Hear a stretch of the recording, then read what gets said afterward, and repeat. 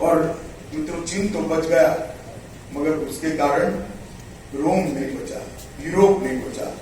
Italy और France तक अटीला के आतंक से समग्र सभ्यता को रोम, एथेंस, फ्रांस, इटाली, पूरा यूरोप के हुनों के हमलों से खत्म हो गया। और उसके बाद में हुनों का भारत की ओर आक्रमण।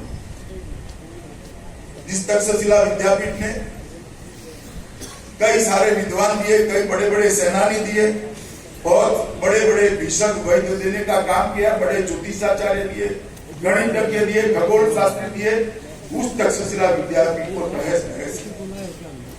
और जब ये समाचार पाटलिपुत्र पहुंचा, तब कुमारगुप्त चिंता में क्या हो गया, इसका सामना कौन करेगा। और उसी वक्त स्कंदगुप्त ने अपने आप को हुनों का सामना करने के लिए तैयार पाया। पिताजी को कहा मैं जाऊंगा और एक चतुरंगणी सेना लेकर वो समस्त हुनों को देश के बाहर।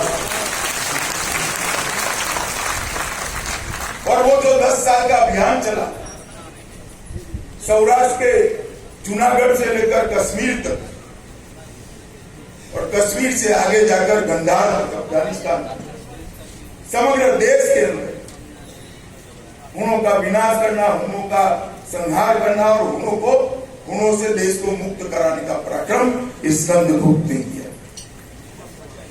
और रोम को भी इतिहास का हिस्सा बनाने देने वाले, उखाड़ देने वाले, हुनों को पहली बार विश्व के अंदर पराजय का स्वाद चखने का किसी ने सौभाग्य दिया तो परमवीर सम्राट स्कंदगुप्त ने दिया। और उनके ही वीरता के कारण समग्र देश के अंदर से हुन निकल गए। और ये बर्बर आक्रमण को निरस्त करने के साथ साथ उन्होंने सुखी और समृद्ध भारत की कल्पना भी की। व्यवस्था की स्थापना करते करते करते करते करते समग्र देश के अंदर हो गई। और इसी के कारण उस समकालीन दुनिया के कई विद्वानों ने उसको महान सम्राट माना। जब मालूम पड़ा कि हड्डी तोड़ती है और इसी के कारण चीन भी सुरक्षित हुआ है, तो उन्होंने भारत के राजदूत को चीन में बुलाकर स्कंदगुप्त के लिए प्रशस्ति पत्र दिया और अपने खर्चे से वो प्रशस्ति पत्र वाचन के लिए विद्वानों को पाटलिपुत्र के दरबार में भी। चीन के सम्राट का एक प्रशस्ति पत्र मैं मानता हूं कि भारत के इतिहास में बहुत महत्वपूर्ण घटना है। शायद ही इतना बड़ा एक्नॉलेजमेंट वैश्विक स्तर पर भारत के किसी सम्राट को मिला। और आज मैं मानता हूं कि सम्राट स्कंदगुप्त के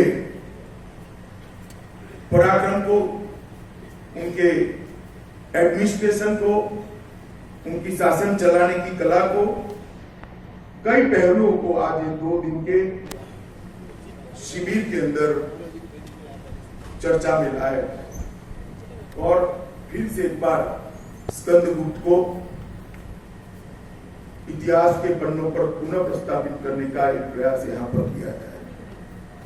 मित्रों, मैं जरूर मानता हूं कि स्कंदगुप्त ने कश्मीर को भी स्वतंत्र किया, देश को भी एक आक्रमण से बचाया, मगर इतनी बड़ी घटना इतिहास के पन्नों पर कहीं नहीं। कई बार बालमुकुंद जी भी कहते थे, बाकी सारे वक्ताओं ने किया कि हमारे साथ अन्याय किया है, मैं उनसे मतभेद। इतिहास का एक लक्षण है जो शासन व्यवस्था को परिवर्तित करता है।